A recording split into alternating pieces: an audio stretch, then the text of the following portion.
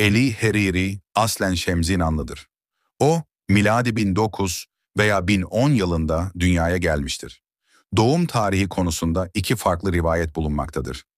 Doğduğu bölgede, yaşadığı dönemde büyük etkiler bırakmıştır. Bu etkiler sayesinde kendi döneminde birçok ilerleme de kaydedilmiştir. O dönemde Mervaniler hüküm sürmekteydi. Mervaniler adeta bütün köyün varlığını kendi bünyelerinde toplamış, güçlü bir devlet kurmuşlardı. Bu nedenle kendi dönemlerinde birçok gelişme yaşandı. Mervaniler Ali bin Mervan, diğer adıyla Ebu Ali bin Mervan döneminde altın çağlarını yaşadılar. O dönemde büyük bir ilerleme söz konusuydu. Eli Hariri ve ailesi de kendi bölgelerinde güçlü bir konuma sahipti. Çocukluğunda eğitime başlamış, büyüyene kadar da iyi ve güçlü bir öğrenim görmüştür. Böylece zamanla olgunlaşmış ve gelişmiştir. Bu dönemde pek çok ilerleme olmuştur. Mervanilere yönelik bazı saldırılar olsa da Mervaniler, Mir Zengi'nin desteğiyle bu saldırıları savuşturmuş ve hakimiyetlerini korumuşlardır. Şam, Cizira Botan ve Hevler'deki dönemleri. Eli Hariri, Mervanilerin idaresi altında yaşamış ve onlarla birlikte hareket etmiştir. O dönemde Şam da onların yönetimindeydi. Şam, Eyyubiler dönemine ve daha sonrasında da onların yönetimine kalmaya devam etmiştir.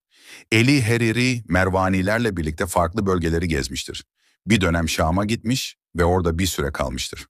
Şam'da bulunduğu süre boyunca pek çok ilimle uğraşmış, araştırmalar yapmış ve çeşitli bilgiler edinmiştir. Bir müddet kaldıktan sonra Cizira Botan'a dönmüştür. Orada da bir süre yaşamıştır. Burada Makamat adlı eserini yazmaya başlamış ve tamamlamıştır. Eserinin tamamlanmasından sonra alimler arasında tanınmaya başlamıştır. Onun hakkında konuşan ve adını anan pek çok kişi olmuştur. Bu yüzden Şemzinan ve Cizira Botan'ı kendisi için bir merkez olarak görmüştür. Daha sonra ünü arttıkça Hevler ve Bağdat'a gitmiştir. O dönemde bu iki şehir büyük merkezlerdi. Bağdat en büyük ilim merkeziydi. Hevler ise tarihi bir merkez olarak önemliydi. Bağdat yılları, Eli Hariri, Şam'dan Cizira Botan'a döndükten sonra oradan Hevler'e geçmiş, orada bir süre kalmış ve dönemin büyük alimleriyle görüşmüştür. Onun konuşmaları halkın ilgisini çekmiş, sözleri sevilmiştir. Hevler'de kaldıktan sonra Bağdat'a gitmiştir. Orada bir süre yaşamış ve tanınmaya başlamıştır. Bağdat, Abbasi halifeliğinin merkeziydi. Bu nedenle İslam alimleri ve bilim insanları orada toplanıyordu. Eli Hariri de İslam bilgini olarak tanınmıştır. Onun adı bu dönemde daha da büyümüştür. Bağdat'ta İslam'daki veciz sözlerin açıklanmasına yönelik tartışmalara katılmış, birçok alimle fikir alışverişi yapmıştır.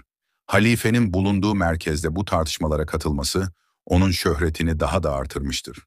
Bazı eleştiriler olsa da o dönemde geri adım atmamıştır. Bağdat'ta uzun süre kaldıktan sonra tekrar Cizira Botan'a dönmüş ve hayatının uzun bir kısmını orada geçirmiştir. Daha sonra birçok bölgesini gezmiş, birçok bey ve yöneticiyle görüşmüştür. Onun bilgeliği her yerde yayılmış. Sadece Kürtler arasında değil, çevredeki diğer bölgelerde de etkili olmuştur. Böylece bölgenin en önemli alimlerinden biri haline gelmiştir. Kaynaklara göre, Doğu bilimci ve Kürtolog Alexander Jaba'ya göre Eli Hariri, 1910 yılında Şemzinan'a bağlı Herir köyünde doğmuştur. Jaba'ya göre Eli Hariri, en eski Kürt şairlerinden biridir. Kesinlikle Kurmanci'nin öncü şairlerinden biri sayılmaktadır. Yine Jaba'nın aktardığına göre Eli Hariri, Hicri 470 yılında, miladi 1070 vefat etmiştir. Divanı tanınmaktadır.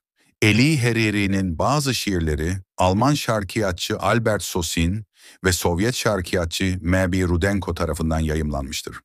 Eli Hariri yaklaşık 60 yaşlarında vefat etmiştir. Rivayetlere göre 1077 yıllarında hayata gözlerini yummuştur.